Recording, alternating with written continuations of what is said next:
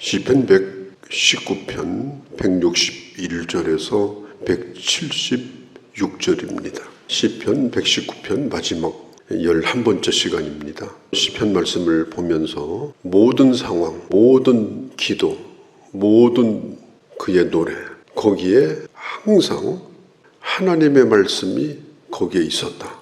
모든 절마다 다양한 단어로 그 상황을 설명해주는 다양한 언어로 하나님의 말씀을 표현하고 있는 것을 볼 수가 있습니다. 시인은 말씀을 가르치는 교사일 가능성이 높고 설교자일 가능성이 높은 시인인데 그가 얼마나 깊이 하나님의 말씀을 사랑하고 있었는가. 그냥 추상적인 시가 아니고 굉장히 현실적인 시입니다. 176절까지 계속해서 반복되는 것이 시인이 처하고 있는 현실입니다.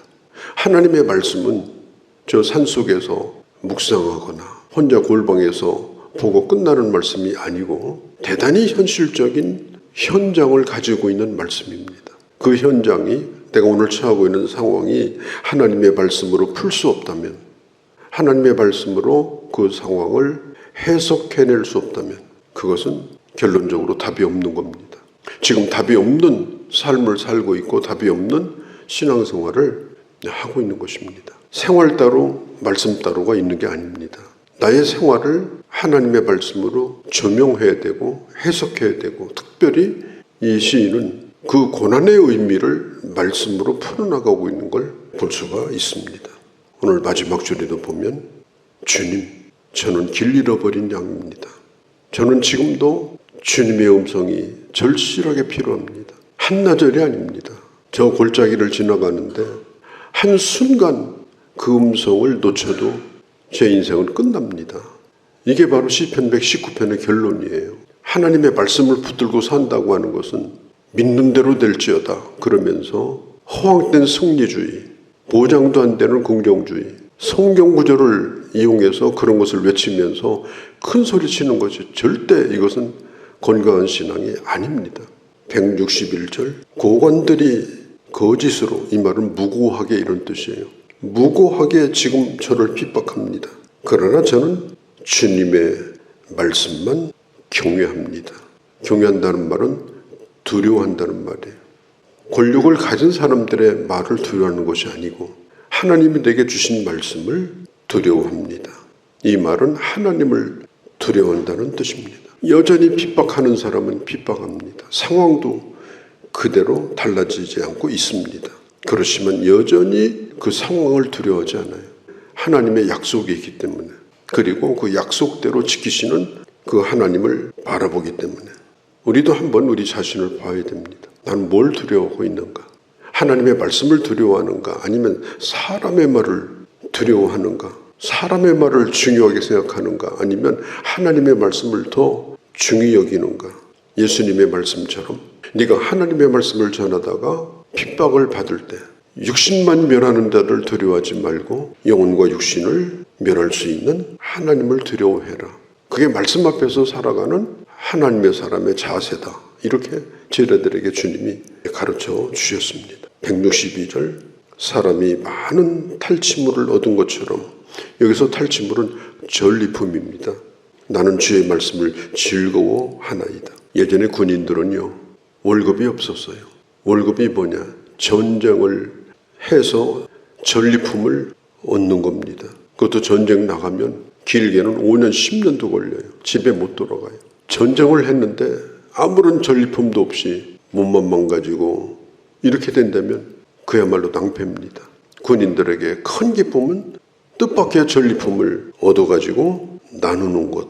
그게 바로 승리자의 특권입니다. 사람은 무엇인가 전리품을 얻기 위해서 오늘도 노력을 합니다. 어떻게 하든지 내 손으로 들어오게 하려고, 어떻게 하든지 내 것이 되게 하려고, 성공을 위해서, 자신이 세운 목표를 위해서 정말 고군분투하면서 애를 씁니다. 그래서 어떻게 하든지 학위를 얻으려고 하고, 어떻게 하든지 좋은 직장에 들어가 보려고 하고, 또 승진도 하려고 하고, 사업하는 사람들은 부도 얻고, 그래서 열심히 그걸 또 사회에 나눠줘서 명예도 얻고, 이게 사람들이 세상 살아가는 일반적인 그런 방식입니다. 그러나 하나님을 아는 자와 하나님을 모르는 자의 차이가 뭐냐?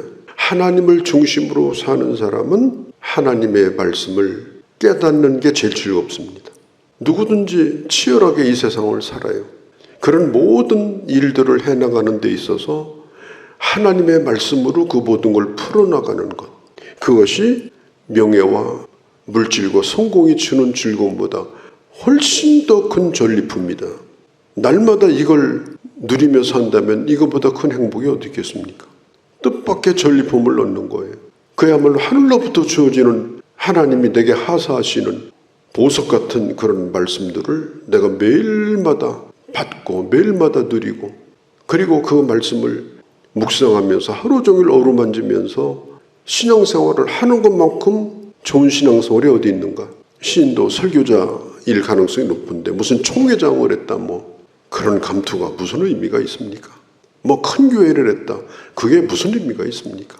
그 모든 과정 속에서 그가 하나님의 말씀을 붙들고 그 일을 했다면 의미가 있는 거지만, 오직 그걸 얻기 위해서 그가 살아왔다면, 아니 그걸 얻기 위해서 하나님의 말씀을 덮고 살았다면 그것은 잘못 산 겁니다. 여기서 말하는 이 탈취물이라고 하는 것은 단순히 재물이 아니에요. 승리의 보상입니다. 날마다 믿음의 말씀을 붙들고 날마다 믿음으로 하루하루를 살아가는 승리의 보상. 그래서 하나님의 말씀이 참되게 힘이 됐습니다. 능력이 됐습니다. 아무리 가난한 가운데서도, 아무리 힘든 가운데서도 그 사람만이 아는 부유함, 주님이 말씀하신 것처럼 땅에 묻힌 보배, 이 세상에서 가장 귀한 진주를 발견한 즐거움을 그 사람만이 매일마다 누린다면 이 세상에서 잘 먹고 잘 살고 누리고 그것과 아무 상관없는 그런 축복을 누리고 사는 사람이다. 그게 바로 162절의 말씀이에요. 사람이 많은 탈취물을 얻은 것처럼 나는 주의 말씀을 즐거워하나이다. 하나님의 말씀이 얼마나 큰가를 오늘 이 시인은 이런 방법으로 지금 표현을 하고 있는 거예요. 우리가 이미 봤습니다마는 92절에서도 이와 비슷한 말씀이 있었죠. 주의 법이 나의 즐거움이 되지 아니하였다면 내가 내 고난 중에 멸망하였을 것입니다. 나를 이기게 하고 내가 하나님의 사람으로 살 수 있었던 것은, 고난 중에서도 내가 믿음을 지킬 수 있었던 것은 그것을 이겨내게 하신 하나님의 말씀이고, 특별히 만족감, 어떤 결핍에 빠진다 하더라도 하나님의 말씀이 너무너무 내게 만족스러운 거예요. 그게 내게 보배인 거예요. 다른 건 가치가 별로 안 나가요. 그것을 누리는 즐거움, 그것이 바로 내가 고난을 이길 수 있는 비결이었다. 만일 그것이 없었다면 나는 고난 중에 이미 쓸려 내려갔을 것이다. 그러니까 하나님의 말씀을 붙잡고 하나님의 말씀의 비밀을 깨닫지 못하고 하나님의 말씀의 소중함을 알지 못하고 신앙생활을 하는 것이, 그건 하나님과 상대하는 신앙생활이 아닙니다. 92절에 얘기하는 것처럼 만일 내가 고난 당했을 때에 하나님의 말씀이 내게 없었다면 나는 고난 중에 멸망하였을 것입니다. 오늘 162절도 바로 그런 말씀이에요. 163절, 나는 거짓을 미워하고, 미워한다는 말은 혐오한다는 말입니다. 나는 세상의 악한 것을 나는 혐오합니다. 그런 것을 따라가고 흉내내는 걸 나는 그렇게 좋아하지 않습니다. 주의 율법을 사랑하나이다. 주의 율법을 사랑하나이다. 지금 이 시인은 원수의 핍박을 받고 있지만은 말씀 안에서 즐거움을 지금 누리고 있는 거예요. 예전에는 미워할 것을 사랑하고 버려야 될 것을 사랑하고 사랑할 것은 미워하고 이렇게 살았어요. 그러나 하나님의 말씀을 붙드는 그때부터는 이제는 이게 정상으로 돌아온 것입니다. 나는 거짓을 미워하고 싫어합니다. 나는 주의 말씀을 사랑합니다. 이게 얼마나 간단한 대답입니까? 164절, 주의 의로운 규례로 말미암아 내가 하루에 7번씩 주를 찬양하나이다. 7번이라는 말은 숫자가 아니라 종일 찬양한다는 말입니다. 오늘 이 시인의 삶은 찬양으로 가득 차 있었습니다. 아침에만 찬양하는 것이 아니고 잘 될 때만 찬양하는 것이 아니고 뜨거운 태나 때도 찬양하고 그리고 어려움이 있을 때도 찬양하고, 이 시인은 현실을 떠나 있는 사람이 아니에요. 어디 가서 혼자 찬양하고 있는 사람이 아니에요. 그냥 일상의 삶을 지금 살고 있습니다. 그리고 자기 책임을 다하고 있습니다. 그러는 중에 그는 나는 찬양을 그치지 않고 있습니다. 165절에 주의 법을 사랑하는 자에게는 큰 평안이 있으니 그들에게 장애물이 없으리이다. 이 장애물이 없으리이다 하는 이 말이 걸려 넘어지는 법이 없다, 그런 뜻이에요.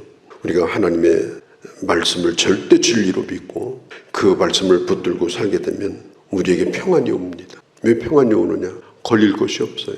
거칠 것이 없어요. 이 평안은 하나님이 주시는 평안입니다. 하나님과 관계 속에서 누리는 평안입니다. 세상이 주는 평안은 뭐예요? 건강이 나빠지면 무너지는 평안, 돈이 사라지면 무너지는 평안, 사랑관계가 깨지면 깨지는 평안. 잠깐 평안은 누리지만 결국 그것은 진정한 평안이 아니었습니다. 오늘 시인은 말합니다. 주의 법을 사랑하는 자에게 이 큰 평안이 있고 그리고 장애물이 없으니까 진정한 자유를 제가 누리게 되었다라는 말입니다. 166절에 여호와여 내가 주의 구원을 바라며 주의 계명을 행하였나이다. 하나님의 말씀은 그의 미래를 그의 현실로 만들어줍니다. 우리가 기대하는 미래가 뭡니까? 하나님의 말씀으로 설계하는 미래입니다. 하나님의 말씀으로 꿈꾸는 미래입니다. 허황된 게 아닙니다. 이루어지지 않았지만 이루어질 걸 기대하고 믿고 신뢰하는 겁니다. 그럴 때에 결국은 그것이 오늘 되게 현실이 되어집니다. 그래서 오늘 신도 얘기하는 거예요. 내가 주의 구원을 바라며 주의 계명을 행하였나이다. 167절 내 영혼이 주의 증거들을 지켰사오며 내가 지극히 사랑하나이다. 이를 지극히 사랑하나이다. 주님의 말씀을 경외하고 하루에 7번 주님을 찬양하고 주님을 지극히 사랑하고, 그러니까 말씀을 사랑하고 말씀 가운데 깊이 거하는 신앙이 바로 주님을 지극히 사랑하는 신앙이라고 하는 것입니다.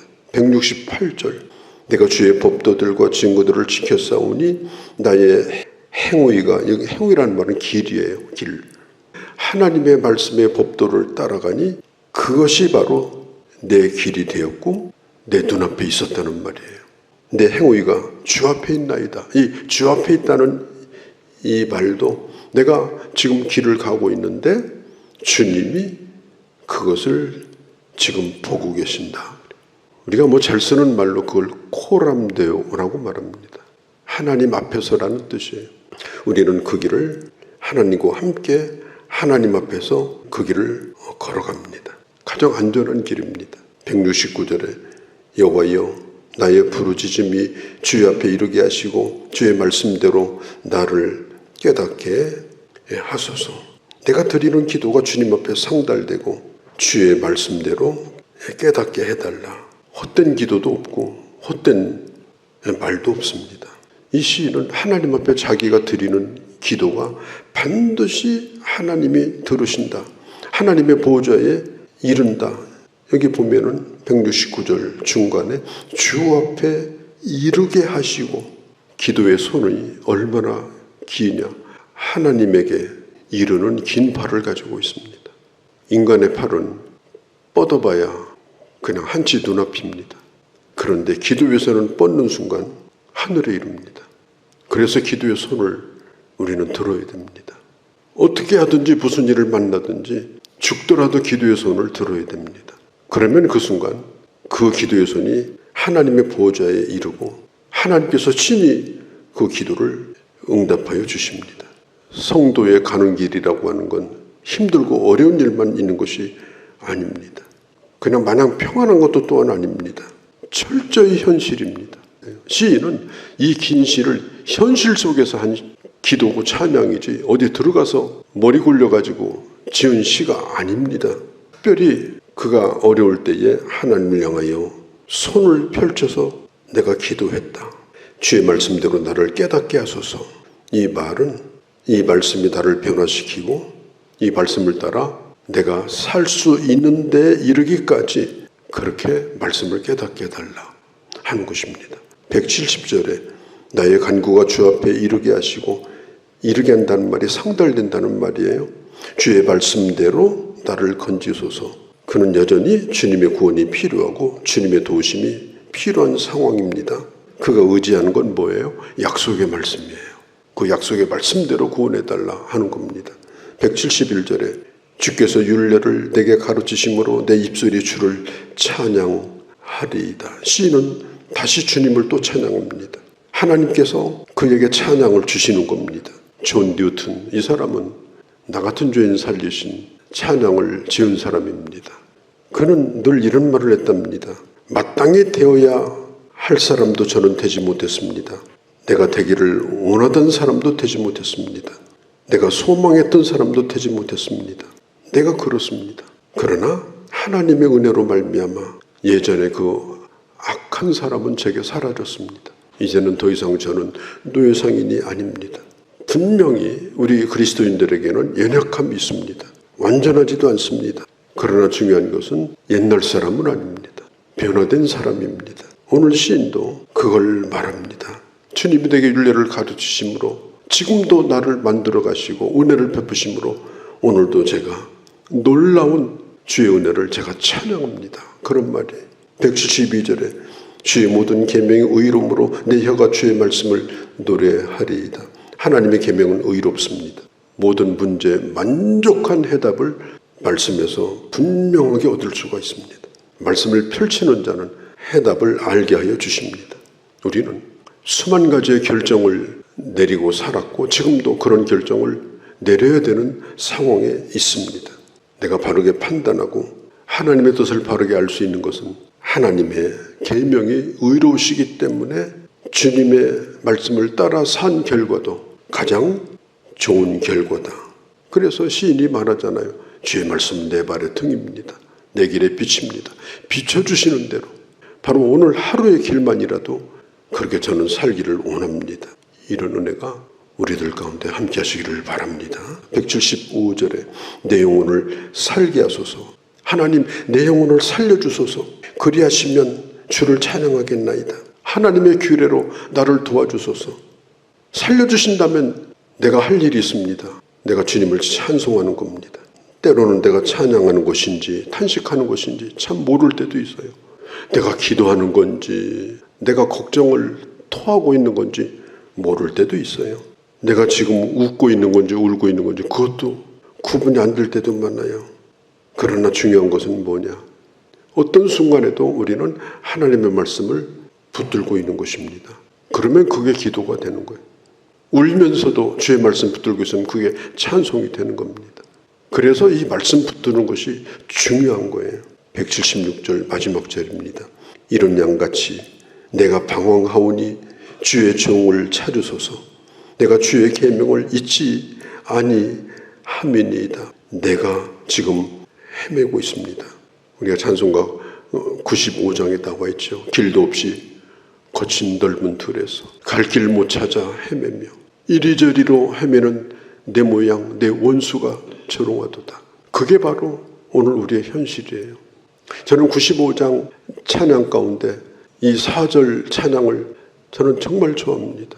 주의 놀라운 진리의 말씀이 천지가 화답하도다. 어떤 상황이 있다 할지라도 내가 길 잃어버린 양같이 지금 내가 처해 있다 할지라도 거기서 내가 주의 말씀을 들을 때 그때에 우리는 주님으로부터 주의 음성을 듣게 됩니다.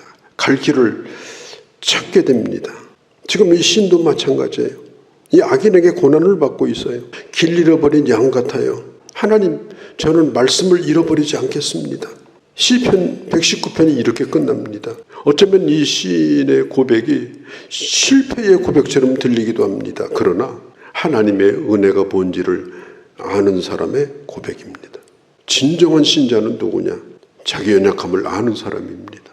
하나님의 은혜가 오늘도 내게 필요하다는 사실을 절실하게 느끼고 사는 사람입니다. 이 양이 1분 동안 목자의 음성을 잃어버렸어요. 생사가 왔다 갔다 합니다. 119편은요. 큰 소리 치는 것으로 끝나지 않습니다. 내가 때로는 길 잃어버린 양 같지만 그러나 나는 연약하지만 나는 한 가지 내가 가지고 있는 분명한 사실은 나는 주님의 계명을 잊지 않을 것입니다. 탄식 중에도 말씀은 잊지 않겠습니다. 슬픔 중에도 말씀을 읽지 않고 오늘 이 현실 속에서 어떻게 말씀이 적용되어야 하는가, 그걸 말해주고 있습니다. 내가 주의 법을 어찌 그리 사랑하는지요. 내가 그것을 종일 작은 소리로 읊조리이다. 그런 하나님의 사람으로 살아가는 우리 모두가 되어주시기를 바랍니다. 거룩하신 우리 아버지, 정말 이 말씀이 좋은 말씀이 아니고 내 갈 길이요 내 생명이요 평생 붙들고 살 하나님의 말씀이 되게 하여 주옵소서. 우리 주 예수님의 이름으로 기도하옵나이다. 아멘.